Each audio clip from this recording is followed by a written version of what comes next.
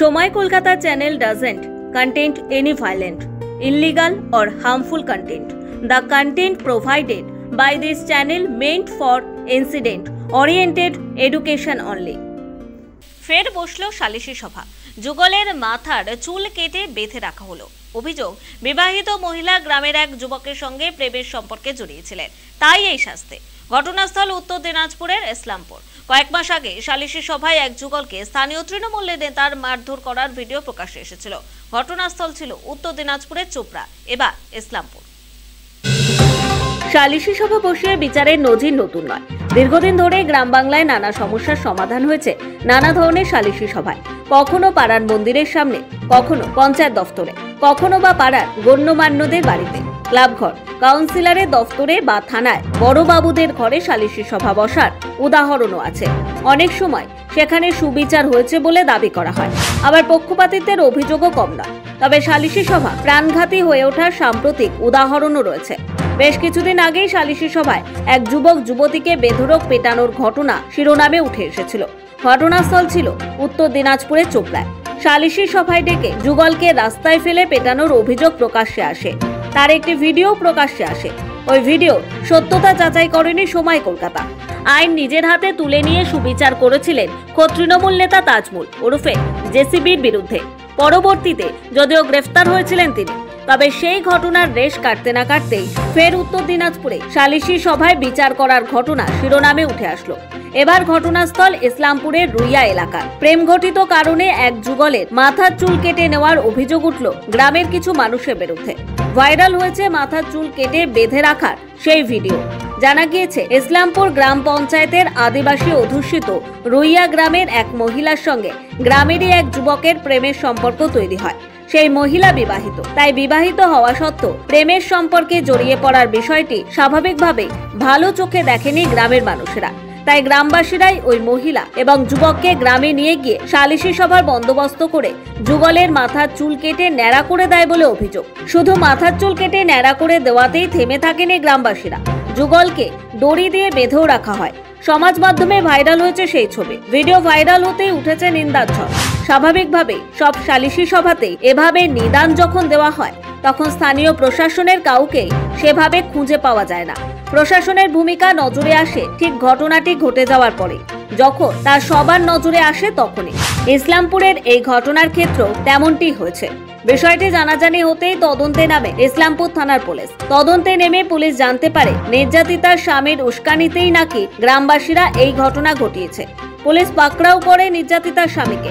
তদন্ত জারি রয়েছে। কিছু ভিডিও আমরা পেয়েছিলাম, তো এই বেসিসে যে আসামি আছে একজন, ওকে ডিটেইন করা হয়েছে। এটা আমরা তদন্ত করছি। যে কমপ্লেন পেয়েছি, কমপ্লেন ভিত্তিতে আমরা তদন্ত করছি। এখন পরিস্থিতি আমরা দেখছি ইনভেস্টিগেশন করে কি কেন করা হয়েছিল, কি ছিল। পুলিশ পেট্রোলিং চলছে ওই গ্রামে। সবসময় জানে কি কোনটা বেআইনি আছে, কোনটা আইনি আছে। এটা পাবলিকে নিজে বুঝতে হয়। এটাতে আইন সবসময় রয়েছে, আইন আগেও ছিল, এটা নতুন কোনো আইন নেই, আগে থেকে ছিল এই আইনটা। তো পাবলিক জানে, আর যারা করে ওরা নিশ্চয় পানিশমেন্ট পাবে। ঘটনার নিন্দা জানিয়েছেন স্থানীয় পঞ্চায়েত সদস্য। তিনি বলেন, প্রশাসনকে ব্যবস্থা নিতে বলেছিলেন, কিন্তু গ্রামের মানুষরা তা শোনেনি। ওই ছেলের সঙ্গে কোনো অবৈধ সম্পর্ক ছিল, তো সেদিন ওনার কিন্তু অবৈধ সম্পর্ক করার সময় ওনার ধরা পড়েছিল। উনি ভয়ে ওই ছেলেকে নিয়ে পালিয়ে চলে গেছিল বিহারে। ওরা আদিবাসীগুলো ওখান থেকে ছেলেকে আর মেয়েকে দুজনকে উদ্ধার করে নিয়ে এসছে কালকে। আনার পরে ওনাকে রেখেছিল বাঁধে। তো আমি সন্ধ্যাবেলায় গেলাম, আমি বানটান খুলে দিলাম। আমি বললাম যে এদের কোনো ব্যবস্থা নিতে হলে বলেন, আমি আছি। তো বলছেন না, তোমাদেরকে ব্যবস্থা নিতে হবে না, আমাদের যে আদিবাসী সমাজ আছে ওই হিসাবে আমরা বিচার করে নেব। শাস্তি দেওয়া হয়নি। ওদের মধ্যে একটা ওদের আদিবাসী তো ওরা আমাদের সমাজ মানে না। ওদের মধ্যে একটা মাঝি আরাম থাকে, যে গ্রামের যে যেরকম মোড়ল সর্দার বলি আমরা, ওদের মাঝি আরাম থাকে। মাঝি আরাম যে কথাটা বলবে সবাইকে মেনে নিতে হবে। আমি তো ওদের কথাও বুঝতে পারি না, ওরা নিজের ভাষায় কথা বলে। আমাদেরকে তো মেম্বারকে গুরুত্ব দেয় না। ওদের যে মাঝি আরাম থাকে গ্রামে, তাকে গুরুত্ব বেশি দেয় ওরা। না, এটা করা উচিত ছিল না। ওর জন্য আমি যাই কালকে ওনাকে দুজনকে ছড়াই দিয়েছি, ওনাকে খাওয়া দাওয়ার ব্যবস্থা করাই দিলাম। শাসন করার অধিকার আছে, কিন্তু এই কাজ আইনের ঊর্ধ্বে গিয়ে করে ফেলেছে। এই কাজ নিন্দনীয় বলেই মনে করেন আদিবাসী সংগঠনের এক সদস্য।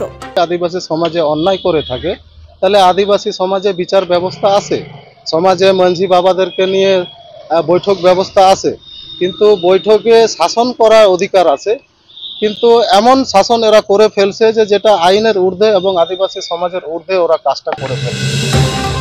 গোটা ঘটনায় সরব পদ্মশিবির। প্রশাসনের ভূমিকা নিয়ে প্রশ্ন তুলেছে বিজেপি। তালেবানি কায়দায় তারা নিজেরাই এখানে বিচার করা শুরু করে দিয়েছে, সালিসি সভা শুরু করে দিয়েছে, এবং এটা নতুন ঘটনা না, একটার পর একটা ঘটনা ঘটে যাচ্ছে। এই ঘটনাগুলো এই কারণে ঘটছে যে বাংলাতে পুলিশ প্রশাসন একদম পঙ্গু হয়ে গেছে এই স্বরাষ্ট্রমন্ত্রীর নেতৃত্বে। তার দরুন আজকে দেখা যাচ্ছে বাংলাতে জায়গায় জায়গায় এই সালিসি সভার নাম করে নিজেরা আইন হাতে তুলে নিচ্ছে।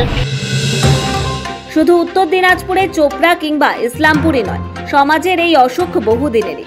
কয়েকদিন আগেই শিলিগুড়ি লাগোয়া ফুলবাড়িতেও পাড়ার মাতব্বরেরা মহিলাকে মারধর করেছিলেন। সেই অপমান সহ্য করতে না পেরে আত্মঘাতী হয়েছিলেন ওই মহিলা। অতীতে ফরাক্কার তোফাপুর দক্ষিণপাড়া গ্রামে ছেলের বিয়ের কথা গ্রামবাসীকে না জানানোর অপরাধে বসেছিল সালিশি সভা। সেখানে বিবাদ থেকে খুন হয়ে যায়। 2022 সালে পশ্চিম মেদিনীপুরে চাকিরহাটের দোকানে আগুন লাগানোর ঘটনায় গণৎকারের মাধ্যমে অভিযুক্তকে দোষী সাব্যস্ত করে সালিশি সভা। এরপরে 1,10,00,000 টাকা জরিমানার নিদান দেওয়া হয় দোষীর পরিবারকে। শুধু তাই নয়, ওই পরিবারের জমির দলিলও মাতব্বরেরা হাতিয়ে নেন বলে অভিযোগ। প্রশ্ন একটাই, সমাজে পুলিশ প্রশাসন থাকতে কেন বারবার আইনের দ্বারস্থ না হয়ে মানুষ সালিশি সভা বসায়? কেন প্রশাসনকে পাত্তা না দিয়ে আইন মানুষ নিজের হাতে তুলে নেয়? কথায় আছে, শিক্ষা ছাড়া ক্ষমতা ক্ষমা শেখায় না।